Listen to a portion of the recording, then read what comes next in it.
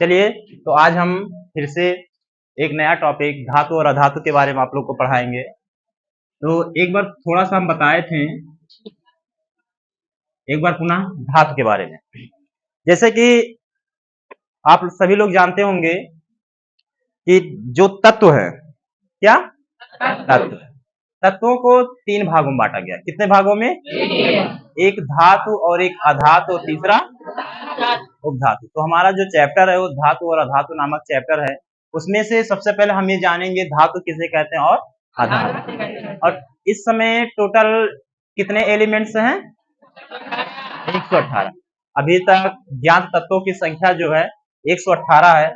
उन्हीं तत्वों के बारे में हम जानकारी लेने जा रहे हैं। जैसे यहाँ पे हम लिखे हैं धातु। धातु किसे कहते हैं? ऐसे पदार्थ जो विद्युत और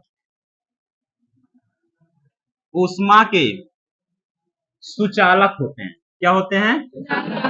सुचालक होते हैं तथा जिसमें तन्यता का गुण पाया जाता है। किसका गुण पाया जाता है? उसे हम धातु कहते हैं। क्या कहते हैं? ऐसे पदार्थ जो विद्युत और ऊष्मा के सुचालक होते हैं तथा जिसमें तन्यता का गुण पाया जाता है उसे धातु कहते हैं। इन्हें पीटकर चादर के रूप में फैलाया भी जा सकता है और तन्यता मतलब तार के रूप में खींचा भी जा सकता है।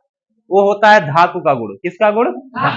ये तो हम भौतिक तरीके से जानते हैं कि धातु क्या होते हैं।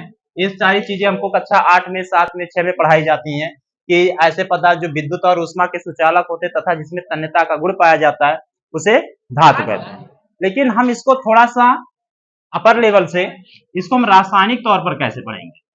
तो रासायनिक तौर पर जब हमें पढ़ना होता है तब वहां पे हम पढ़ते हैं आयन के बारे में। किसके बारे में? आयन। एक बार हम आप लोग को पढ़ाए थे आयन के बारे में। आयन किसे कहते हैं, या आयन कितने प्रकार के होते हैं? 2 प्रकार के, एक धनायन और एक। यहाँ पे धातु देखिए, धातु का पहला अक्षर क्या है? धा। क्या है? धा। तो बताइए, धा से धन बनेगा कि ऋण बनेगा? धन। धन बनेगा ना। धा से क्या बनेगा? धन बनेगा। तो धातु में जितने भी एलिमेंट्स आएंगे सबके सब धनात्मक वाले होंगे। कौन से होंगे? धनात्मक वाले। और धनात्मक किसी भी तत्व के ऊपर धन चार्ज कब आता है? जब वह इलेक्ट्रॉन को त्यागता है। जैसे कुछ तत्वों का नाम लिख रहे हैं, जैसे सोडियम हो गया, कैल्शियम हो गया, एल्युमिनियम हो गया। ये 3 तत्वों का नाम हम मुख्यतः लिख दिए। सोडियम जो होता है वो 1 इलेक्ट्रॉन का त्याग करता है। कितने इलेक्ट्रॉन का? 1। और इसको भी आप लोग ध्यान रखिएगा, जो तत्व जितने इलेक्ट्रॉन का त्याग करता है उसके ऊपर उतने ही धन चार्ज आते हैं। जो तत्व जितने इलेक्ट्रॉन का त्याग करता है उतना ही क्या आता है उसके ऊपर? तो सोडियम अगर 1 इलेक्ट्रॉन का त्याग किया तो उसके ऊपर कौन सा चार्ज आएगा? अगर कैल्शियम 2 इलेक्ट्रॉन का त्याग किया तो +2, और एल्युमिनियम अगर 3 इलेक्ट्रॉन का त्याग किया तो +3 आएगा। तो ये होता है धातु। तो हम इसको धातु को रासायनिक तरीके से कैसे कहते हैं? ऐसे तत्व जो इलेक्ट्रॉन त्याग कर, क्या करके? वे तत्व जो इलेक्ट्रॉन त्याग कर धनायन बनाने की प्रवृत्ति रखते हैं। क्या बनाने की? धनायन बनाने की प्रवृत्ति रखते हैं। उसे हम क्या कहते हैं? धातु। ठीक है। तो रासायनिक तौर पे हम कैसे कह सकते हैं? ऐसे तत्व जो इलेक्ट्रॉन त्याग कर धनायन बनाने की प्रवृत्ति रखते हैं उसे क्या कहते हैं? धातु कहते हैं। और इसमें एक थोड़ी सी चीजें हैं। कुछ बच्चों का ये डाउट होता है, जैसे कि अभी आप लोग स्टार्टिंग में इसे पढ़ रहे हैं, तो कुछ बच्चे यही सोचते हैं कि सर जी इसमें सोडियम 1 इलेक्ट्रॉन त्याग रहा है, कैल्शियम 2 इलेक्ट्रॉन त्याग रहा है, एल्युमिनियम 3 इलेक्ट्रॉन त्याग रहा है। तो ये इलेक्ट्रॉन त्यागने की जो प्रक्रिया है कैसे, ये 1 त्याग रहा है, ये 2 त्याग रहा है, ये 3 त्याग रहा है। तो इसके लिए हमें इन तीनों तत्वों के परमाणु क्रमांक की जानकारी होनी चाहिए। किसकी जानकारी? और दूसरा नंबर, इनका हमें आना चाहिए इलेक्ट्रॉनिक विन्यास। क्या आना चाहिए? जब हमें इलेक्ट्रॉनिक विन्यास आएगा तो हम इसका इलेक्ट्रॉनिक विन्यास करेंगे, और इलेक्ट्रॉनिक विन्यास करने के बाद जो अंतिम कोष होगा, कौन सा कोष? अंतिम कोष। और अंतिम कोष में जो इलेक्ट्रॉन उपस्थित होते हैं उन्हीं से पता चलता है कि वो तत्व इलेक्ट्रॉन त्यागेंगे कि ग्रहण करेंगे। और जिससे जैसे संयोजकता निकाला जाता है, आप लोगों को संयोजकता निकालना भी पढ़ा है, वैसे ही एकदम सेम सेम होता है। अगर किसी तत्व के वाह्यतम कोश में इलेक्ट्रॉन की संख्या 1 2 3 हो, कितनी हो, तो हमेशा इलेक्ट्रॉन को त्यागते हैं और त्यागने के पश्चात धनायन बनाते हैं। क्या बनाते हैं? और वो सब क्या होते हैं?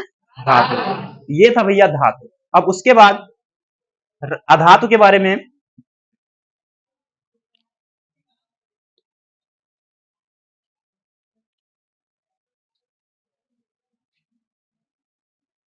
अधातु जैसे हमने बताया अभी कि धातु के बारे में, जो विद्युत और ऊष्मा के क्या होते हैं? विद्युत और ऊष्मा के सुचालक होते हैं, लेकिन ये विद्युत और ऊष्मा के कुचालक होते हैं। क्या होते हैं? कुचालक होते हैं। और इसमें तन्यता का गुण नहीं पाया जाता।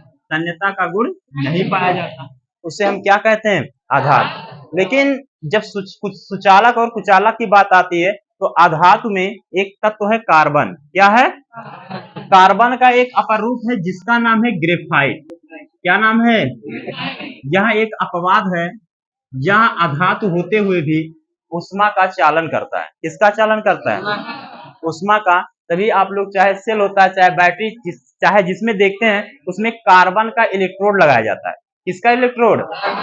जो ग्रेफाइट ही होता है। जैसे आपकी पेंसिल होती है, पेंसिल के अंदर जो पेंसिल की नोक होती है किसकी होती है? ग्रेफाइट की होती है। तो अधातु किसे कहते हैं? ऐसे पदार्थ जो विद्युत और उष्मा के कुचालक होते हैं और जिसमें तन्यता का गुण, उसे क्या कहते हैं? अधातु कहते हैं। ये तो हो गया अधातु का भौतिक तरीके से। और रासायनिक तरीके से कैसे कहेंगे? जैसे ऑक्सीजन को ले लिए,